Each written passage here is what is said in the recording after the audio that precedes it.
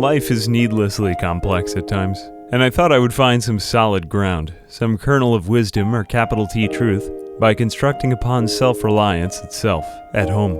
Every home is equipped with far more resources than most players will ever explore in Project Zomboid. Usually when they spawn in, most people will immediately exit the first house after they've gathered a few basic items. But being stuck in one place invites resourcefulness and exercises creativity. Almost everything can be dismantled, recycled, and recrafted into something more useful and ingenious than its components. Because I wanted to deeply understand the game's crafting and survival at its core level, I stripped away almost all of the fat and decided to use only the bare necessities. So for a new challenge, I decided to see how long I could survive in a single house, without leaving for any reason.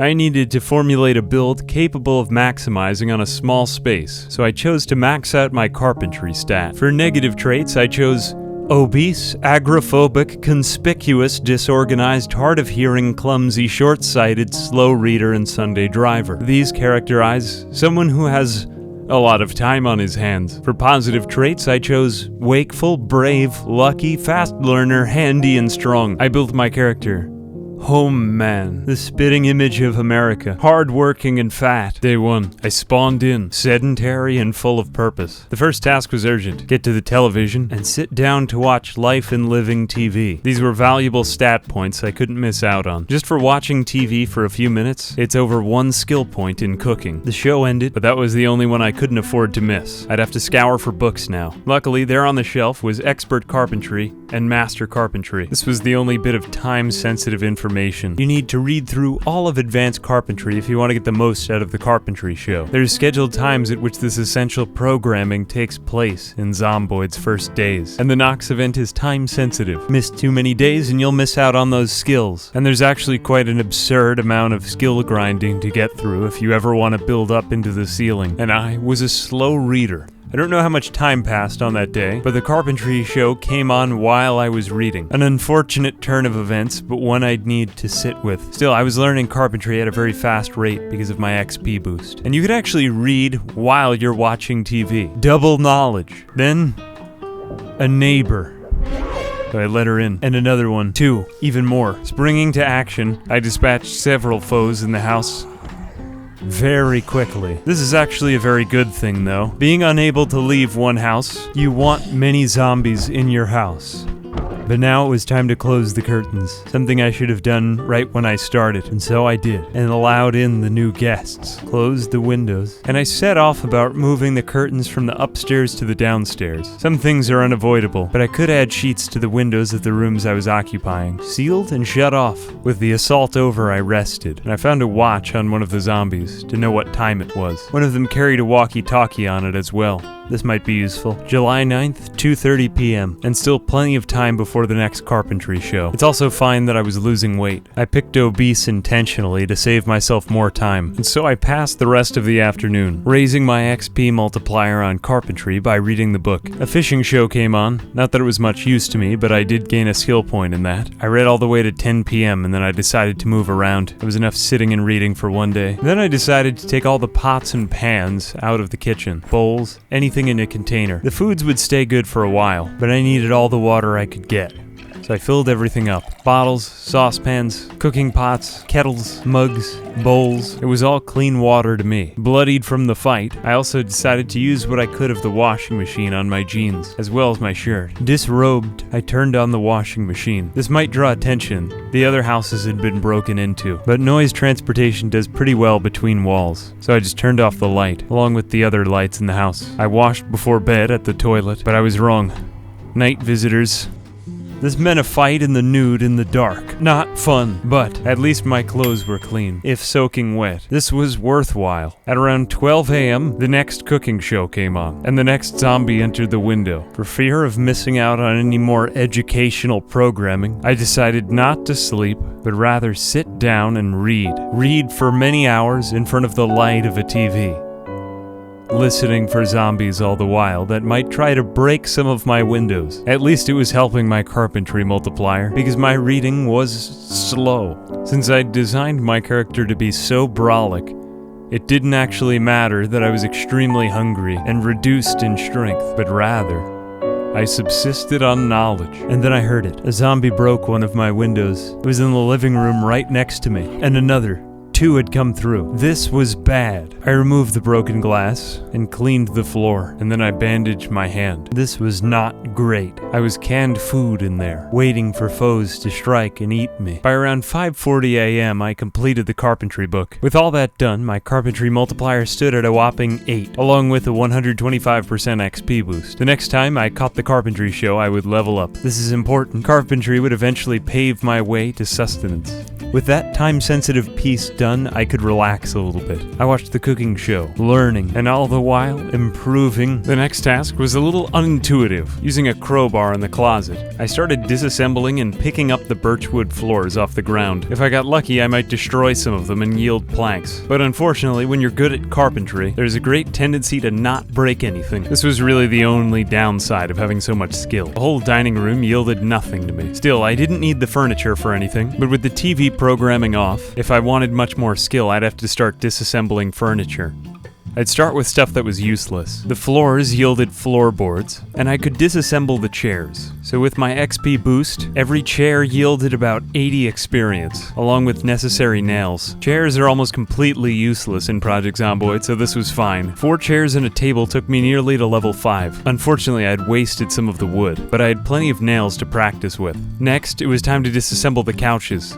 These also didn't matter, and although they're a nice prop, they just aren't useful for survival. The couch and the chairs together, these yielded enough experience for carpentry level 5. Now just another 3,000 away from carpentry level 6. With level 6, I'd be able to build stairs. This was pretty important. More furniture disassembly, the fancy low table, the bookshelf, the upstairs chair, the other upstairs chairs, with frequent stops back at the TV. Now 863 carpentry experience. This was an absolutely stupid amount of carpentry experience. Being an expert at the beginning, and watching TV, the 8 times experience is just fantastic. With carpentry level 6 reached, my next goal at survival was evident. I gathered planks and nails up, and disassembling everything else in the house, and the other remaining bookshelves, along with some of the countertop in the bathroom. I finally had the necessary planks to build a stairway. This may seem like a weird place to build a stairway, but I can assure you that it's absolutely necessary. If we're to stay within the confines of the house, that means we need to build up. I built flooring just above the entryway. From here, I could at least get a better look at what the neighborhood was like around me, and even call out to zombies if I needed to attract them. There weren't many nearby, but it was enough if I needed them for some resources. Time to head back downstairs. Time is still of the essence here. In many starter homes, you might find cabbage seeds. These are absolutely necessary. In fact, I made sure of it in my starter house. If you don't spawn with these things, you need to restart. Otherwise, you can't live in the starter house. You also need a bag of dirt. This may seem a bit excessive, but if you do manage to find it, you can dig a furrow. With my work completed, I was able to open up the package of cabbage seeds and sow cabbages into the roof. It's completely safe to do this at any time of year. I then watered them with what remained in my water bottle, along with what was in the cooking pot and the saucepan. That was enough to make them well watered. But now, more invaders. I fought them without leaving the house. Now this was getting to be a lot of dead bodies throughout the house. I disassembled more counters, the rest of the chairs and the tables, which are also useless, and I went back downstairs to watch the farming show. The farming show really isn't that important, but you might as well do it. It's free experience. Knowledge. Since I didn't want to start any fires in the house, I'd start them over the house. Heat rises. It's fine, don't question it. 1 campfire kit. Done. I built floors out to the other side of the house, disassembled more counters, and built my way over to the other end of the house. I still think this is fine. I'm on top of the house plot. Technically, I never left the house. Don't question it. I built a fire at the edge of the roof. Now I would use what was left of the zombies. I could fuel the fire for as long as I needed, as long as I had their clothes. 15 minutes worth of fuel. Scrap wood also made for decent fire fuel, but in theory, you have an unlimited amount of clothing just from the zombies around you. You can even use your books that you've already finished up. Advanced carpentry I didn't need anymore. It was better fire fuel. With just a little bit of work, I had over 7 hours worth of fuel. Now a fire, a garden, albeit a modest one. I'd continue building as I went. Now I could start rationing the food around me. And I was already losing weight, so I might as well attempt to lose a little more and just cook and preserve whatever was left. What had started as a bleak outlook from the beginning had already developed into something with great unexpected longevity. activity. Just as a resilient plant can cling to the little soil in the crack of a mountain pass and eke out a simple existence for itself, so too had I fabricated a foundation founded on resourcefulness, and only 48 hours into my journey had managed to secure all the necessary resources to sustain life. I love wringing out all the resources I possibly can from a small patch of land by spreading out my roots and gripping to whatever is there. What had I accomplished in 2 days? Countless skill points earned that otherwise would have taken me ages to farm in any other method of experience acquisition. Shelter, the securing of a bed, and the building of a campfire for heat and rest. Securing a renewable food source that otherwise would help me overcome my limitations from starting out as an obese character, and set me off into the world at an even greater advantage, stronger, lean, and prepared to confront any adversary. For me, this is the joy of learning such a challenge, and it's what I take out with me into the rest of the game. New knowledge, resourcefulness, and learning. And this is what makes it all worth it in the end. Otherwise, it's just a futile exercise. But I still haven't answered my initial question. How long can you survive in a single home? Day 3 began. I had arrived at the 3rd day, and I slumbered from midnight. Now I began eating the food. On the one hand, it's healthy to lose weight, and on the other hand, hunger pangs are a killer. I'd have to eat low-caloric foods. Leeks, produce, anything green, and I started rationing out the remaining dirt I had for cabbages, spacing them out every other square accordingly, and digging furrows for my cabbages. I found that I was able to plant only 4 cabbages. I still had seeds enough for another plant, but I lacked the dirt to use for it. I also found enough sheets to cover the rest of the house windows, something I neglected before in the bathroom. So adding these throughout the rest of the house, I could conceal my movements, and even a sheet for the front door. And then something new appeared, a police zombie. This is my only way of attracting more. Did he have a gun on him? Only one way to find out. I called out the window, and I dispatched him. A holster, but no gun. It was something. Now a jacket, as well as a bulletproof vest. It was a start, all right. I gathered more wood and dug the last furrow. I also took some dirt from the patch of ground right next to the house. Technically, I was still in the house, right?